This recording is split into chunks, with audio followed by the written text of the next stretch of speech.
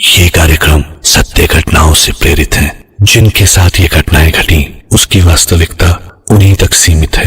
भूत प्रेतों और असामान्य विषयों के होने पर चैनल कोई दावा नहीं करता और न ही प्रोत्साहन करता है।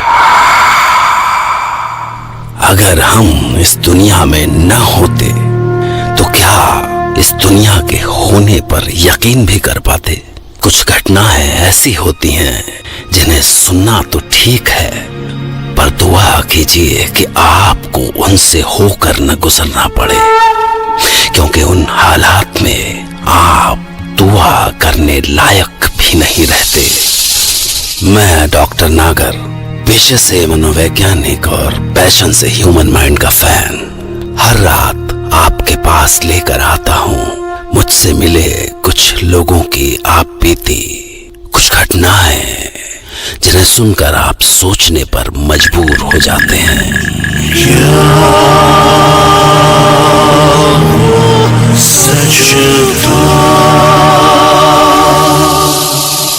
आज की कहानी राकेश पासवान की है और वो अपनी कहानी खुद सुनाएंगे।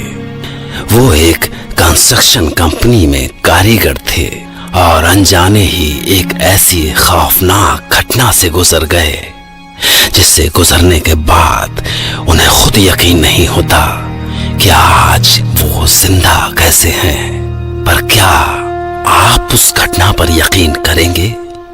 शायद। वहाँ बड़ा सा ताल था और ताल के बीचों बीच टापू में बांस का जंगल और जंगल के बीच एक बहुत पुराना महल। महल वैसे तो बहुत सुंदर था पर बहुत ही पुराना था, 700-800 साल कह रहे थे लोग। इसी से उसका हालत बहुत ही खराब हो चुका था। तो सरकार उसका मरम्मत कराने का सोचा तो बहुत सारा लेबर जो है, कारीगर जो काम पे लगा, उन्हीं में हम थे। हम और हमारा औरत सुमन और हमारा 1-1.5 साल का बच्चा सूरज, हम दोनों लोग जो है, हम और हमारी पत्नी वो पूरा दिन भर काम करते। सब सूरज जो है वो हमारी पत्नी के कमर से बंधा रहता था। दिन भर काम वाम सब खत्म करके महल के एक छोटा सा कोने में कमरा बचा था, वहीं पे हम खा पी के सो जाते थे। कुछ दिन तो सब ठीक ठाक रहा, पर फिर एक दिन रात में बहुत अजीब अजीब आवाज सुनाई देने लगा।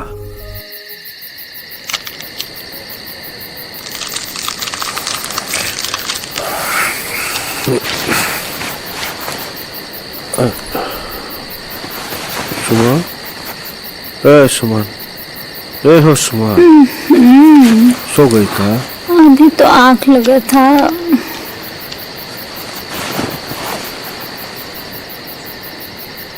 सुनो तो, तुमको कुछ सुनाई दे रहा है? का? सुनो, कैसा कटकटा रहा है। ऐसा जान पड़ता है जैसे कोई दांत से पत्थर काट रहा हो। नहीं लगता है तुमको? क्या कह रहे हो? बांस का कितना जंगल है यहाँ। हवा से बांस रगड़ता है तो होता है ना ऐसा आवाज। अब सो जाओ भी, हमका भी सोने दो। अरे नहीं रे सुमन, हमरा तो मन कुछ और ही कह रहा है। सो जाओ। जाने सुमन नींद में थी या उसको सचमुच लगा कि बांस का आवाज है, पर हमारा मन नहीं माना और हम वहां से उठ के बाहर की तरफ निकले। चारों ओर खूब अंधेरा, बस बाहर से चांद का रोशनी आ रहा था और भी बहुत हल्का सा। उस वक्त हमरा बांस के जंगल में जाने का हिम्मत नहीं पड़ा, तो हम मोहल्ले में इधर उधर जाके देखे।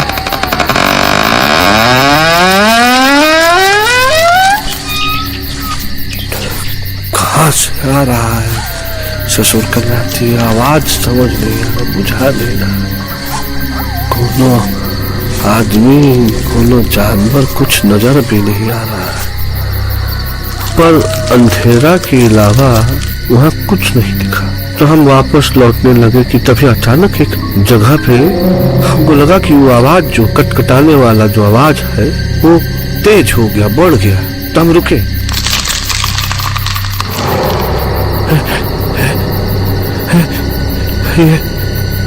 ये आवाज आ रहा है, ये हमारा वहम नहीं है भाई, ये यहीं से ज्यादा आ रहा है। ऐसा लगा जैसे कि आवाज जो है वो हमारे पैर के नीचे से आ रहा है। एक दिन नहीं, उसके बाद से तो रोज ही ऐसा होता रहा। फिर एक दिन हम ये एकदम निश्चय किए कि भाई हम इंजीनियर साहब से एक बारे में बात करेंगे, पूछेंगे उनसे। तो हम पूछे, इंजीनियर साहब आपसे कुछ पूछना था, यहाँ नीचे कोनो तहखाना है का? क्यों, तुम्हें ऐसा लगा क्या? वो रात को कुछ आवाज सुनाई देता है नीचे से। तो तुम्हारा मतलब नीचे कोई रहता भी है? हाँ साहब, हमको तो लगा कि... अरे परेशान मत हो, मैं देख लूंगा। पहले इसमें बेसमेंट तो होते ही है, यहाँ भी जरूर होगा। साहब जैसा बोले थे, वो तहखाना ढूंढने का कोशिश किए तो उनको एक चोर दरवाजा मिला, पर उस पे जो है एक जे बड़ा मोटा सा एक ताला लगा था, और ताले में पूजा का जो रोली न होता है, और टीका सिंदूर ये सब का पीला कपड़ा बंधा हुआ था। ओहो, साहब, अरे क्या हो गया? साहब रुकिए, हमको ये ठीक नहीं जान पड़ता है साहब। कोई तो हमको लगता है इस ताले में जो है मंत्र मारा है, हम कह रहे हैं साहब। तो साहब ऐसा चीज खोलना नहीं चाहिए, कुछ गड़बड़ हो गया तो मतलब... क्या गड़बड़ होगा? अरे भानु, विलास जी साहब। आ रही है ना तुम्हारे पास? ताला काटो। अब साहब हम तो कह रहे हैं, मान जाइए साहब हमारी बात, ये ताला मत तोड़िए। अरे कुछ नहीं होगा। साहब नहीं माने, और जब ताला कट के गिरा और हम दरवाजा खोले ही थे कि अंदर से ऐसा ठंडा हवा आया, मानो जैसे हम एकदम पहाड़ की चोटी पे खड़े और हवा जो है हमारा शरीर को चीरता हुआ निकल जा रहा है। कितना ठंडा है। 2 मिनट में जम जाए इंसान। चलो अंदर देखते ऐसा है क्या। अंदर घुसे तो जाला ही जाला और धूल ही धूल था। कितना धूल है, कितना धूल है। पर एक बात बहुत अजीब था, हमको किसी का सांस लेने का आवाज साफ सुनाई दे रहा था वहां। और जैसे ही हम पलटे, अचानक जोर से दरवाजा हिला। ऐसा लगा जैसे कोई था वहां जो दरवाजे से टकरा के बाहर की तरफ जोर से निकल के भाग गया। ये क्या था? कुछ समझ में नहीं आ रहा साहब, कोई जानवर रहा होगा। जानवर इतना बड़ा और किसी को दिखा भी नहीं? कुछ और होगा साहब। जनावर होता साहब तो फिर बरसों से बंद तहखाने में जिंदा कैसे रहता साहब? अरे बकवास मत करो, कुछ और होगा। उस दिन क्या हुआ किसी को कुछ समझ नहीं आया, पर उसके बाद से हमारा जीना हराम हो गया। रात भर वही आवाज आता रहता, कभी बिल्कुल हमारे पास जैसे कोई पत्थर चबा रहा। नहीं, शायद किसी का हड्डी चबा रहा, जैसे लकड़ बग्घा चबाता है। हम सुबह किसी को बताते तो कोई हमारी बात नहीं मानता था। और फिर एक रोज आधी रात में अचानक किसी का चलने का आवाज से नींद खुला।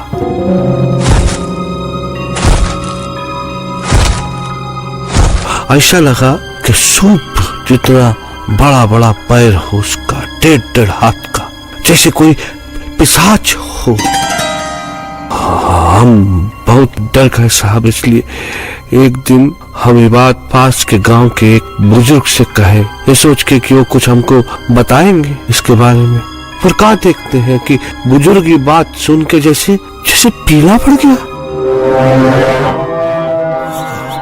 अनर्थ हो गया, अनर्थ हो गया। का हुआ?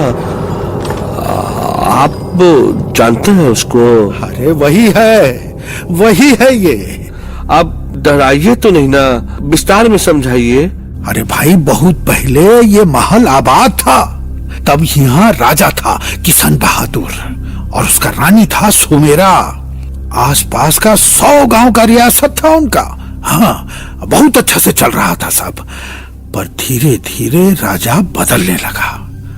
प्रजा से उनका अपनापन खत्म हो गया, प्रजा भी उनसे दूर होने लगी। अब राजा सारा दिन इन बांस के जंगल में भटकता, वहीं पे कुछ जानवर वानवर मार के खा जाता, बिल्कुल पिशाच जैसा। और जब जानवर खत्म हो गए तो एक एक करके इंसानों को खाने लगा। कुलगुरु समझ गए कि ये उनका राजा नहीं है, किशन बहादुर के अंदर कोनो दूसरा ही आके बैठा है। पर उनके पास कोई चारा भी नहीं था। तो एक दिन जब सबने महल में जाना बंद कर दिया तो कुलगुरु रानी से जाकर बोले, महारानी, अब आप भी चलिए। ये हमारे राजा नहीं, पिशाच है। तड़प तड़प के मरने दीजिए इसे यहाँ। चलिए आप। नहीं गुरुजी, हमारा धर्म कहता है कि ये जो भी है, जैसा भी है, हमारे राजा के शरीर में है, इसलिए हम इसे छोड़ के नहीं जा सकते। बस फिर कुलगुरु भी महल छोड़ के चले गए। इसका बाद वहां वो पिशाच था और रानी। पर कुछ दिन बाद कुलगुरु से रहा नहीं गया और वो रानी का हाल लेने महल पहुंचे। पर वहां उन्होंने देखा कि चारों ओर खून ही खून फैला है और उसके बीच बैठा वो पिशाच रानी को खा रहा है। ये देख के कुलगुरु गुस्सा से कांपने लगे। नीच, तू हमारा राजा हो ही नहीं सकता। तू पक्का पिशाच ही है। जब सबने तुझे छोड़ दिया तब रानी तेरे पास रही, क्योंकि वो समझती रही कि तू जो भी है राजा के शरीर में है। उस शरीर की पूजा करती रही वो। पर तू उन्हें भी खा गया। तेरी एक ही सजा है, जब तक ये दुनिया है, ये महल है, तू इस महल के तहखाने में बंद रहेगा और तू खाएगा, पर अपनी हड्डियों को। तेरी हड्डियां बढ़ती रहेंगी और तू उन्हें कुतरता रहेगा, हमेशा कुतरता रहेगा। ये श्राप है मेरा। उसका बाद कुलगुरु ने उस पिशाच को तहखाने में बंद करके ताले पे मंत्र मार दिया, जिससे वो कभी तहखाने से बाहर ना निकल सके। हे भोलेनाथ, हे प्रभु, अनर्थ हो गया। वही ताला तो इंजीनियर साहब खोल दिए। तभी तो हमने कहा कि अनर्थ हो गया है, अनर्थ हो गया। चले जाओ, ये जगह छोड़कर चले जाओ। अगर जान बचाना चाहते हो ना तो चले जाओ, जाओ। और हमने सुमन से वो जगह छोड़ने की बात की। हाँ सुमन, हाँ, समझो हमारी बात को। जीना है तो जाना पड़ेगा यहाँ से। का कह रहे हो तुम? नहीं जी, हमरा जीना बड़ी बात नहीं है। हम यहाँ रहे तो हो सकता है वो हमें मार दे, या का पता हम जिंदा भी रहे। पर सूरज अभी छोटा है, साल भर का मिला मिलाया काम छोड़ के चले गए तो कहाँ रखेंगे, कहाँ खिलाएंगे उसको? उसके लिए दूध कहाँ से आएगा? नहीं, हम ये जगह छोड़ के नहीं जाएंगे और तुमको भी कहीं नहीं जाने देंगे। बस अगर हमरे रहने का कोनो ठिकाना होता तो हम दिन में काम करके रात को वहीं जाके सो जाते, पर कोई ठिकाना भी तो नहीं था। तो हमको और मजदूरों के साथ वहीं उसी जगह पे रुकना पड़ा और जैसा डरता साहब वही होने लगा। अब वो पिशाच जो है वो आजाद हो चुका था, छूट चुका था, उसका दरवाजा ताला सब टूट चुका था और वो अपनी हर दिन बढ़ती हड्डी चबाने के श्राप से छूट चुका था साहब।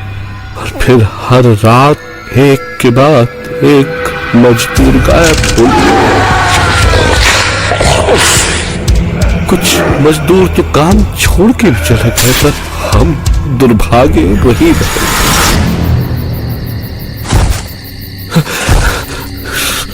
सुमन, ए सुमन, सो गई कहा?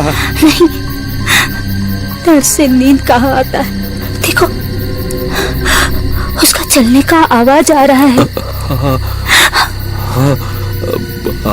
आज वो यही है, हमारे पास डोल रहा है। सुमन, सुनो हमारी बात ध्यान से सुनो।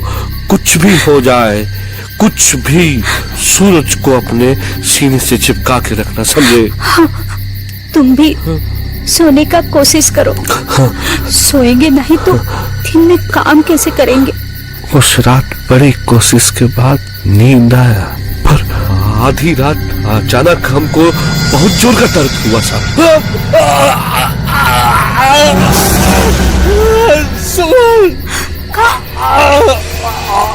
क्या हुआ? बताओ तो क्या हुआ है तुमको? ऐसे चिल्ला काहे रहे हो?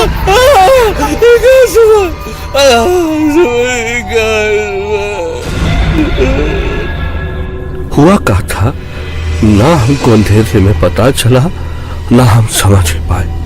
पर फिर जब हम अपने पैर पे हाथ लगाए तो हमारे पैर पे खून था। वो पिशाच हमारा पैर खा लिया था, वो भी घुटनों तक। और फिर जब कई दिन बाद पैर का घाव भरा तो हम बैसाखी पे घिसटते हुए उस मनुष्य जगह से निकल गए। चलो सुमन, हम नहीं रुकेंगे यहाँ। चलो चलो यहाँ से, भूखे ही मरेंगे तो मर जाए। यहाँ रुके तो जिंदा खाएगा हमें वो। पर बस हम उस जगह से ही निकले, मुसीबत से नहीं निकल पाए। उस रात एक गांव के बाहर ट्यूबवेल की कोठरी में डेरा डाले ही थे कि वहां भी शुरू हो गया सब। रात सोते वक्त अचानक उसका आवाज से आंख खुला। कभी उसके चलने का आवाज तो कभी एकदम कानों के पास उसकी सांसों का आवाज। हम परेशान होके उठे और लगे उसको ढूंढने कि आज हम इसको देख कर कहा तू सामने काहे नहीं आता? डरपोक कहेगा, सामना कर। हम नहीं डरते तुझसे, नहीं डरते हैं तुझसे। चुप करो, क्या कर रहे हो? चुप हो जाओ, मान जाओ मेरी बात। छोड़ो। जान जाएगा हम सबका। बहुत सही। आज हम इसका सारा किस्सा खत्म कर देंगे और मर के नहीं जी सकते। नहीं, कहाँ छिपा है? निकल बाहर, दिखा तुझमें कितनी ताकत है। क्या काटा तूने? दिखा। हम गुस्सा से फट पड़े उरोस। ऐसा गुस्सा था कि आज दिख जाए तो या तो वो नहीं या हमने। सामने कहीं नहीं आता? डर गया का? आज सामने। हमको लगा कि इस सारा बस हमारा डर था। डर खत्म तो वो भी खत्म। हम जानते थे कि आज वो हमारे सामने नहीं आ सकता, और सत्य वो आया भी नहीं। पर तभी हमको सुमन का आवाज सुनाई दिया। जी सुनते हो? जी बचाइए हमको। हम सुमन की ओर भागे, खेतों की तरफ। सुमन, अच्छा सुनते हो? सुमन, बचाए लो हमको। सुमन, बचाए लो। क्या हुआ सुमन?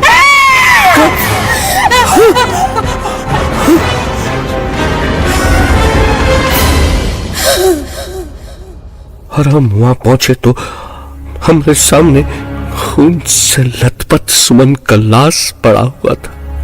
और जानते हैं उसको कौन खा रहा था?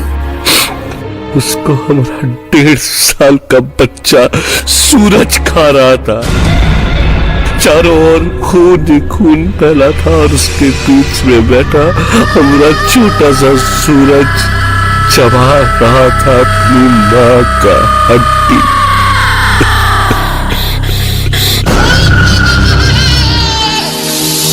भला ऐसा कैसे हो सकता है कि एक दूध पीता बच्चा अपनी मां की हड्डियां चबा रहा हो? तो कहीं ऐसा तो नहीं कि राकेश अपने काम के माहौल से बहुत परेशान हो और उसके सबकॉन्शियस माइंड ने एक एस्केप रूट ढूंढते हुए पिशाच की कहानी गढ़ ली, पर फिर उसका अधखाया पैर जिस पर वो अब भी घिसट कर चलता है। जवाब ढूंढिए, क्योंकि कल रात मैं भी तैयार रहूंगा आपके लिए एक नई कहानी लेकर, जिसे सुनकर राकेश की तरह आप भी कह पड़ेंगे,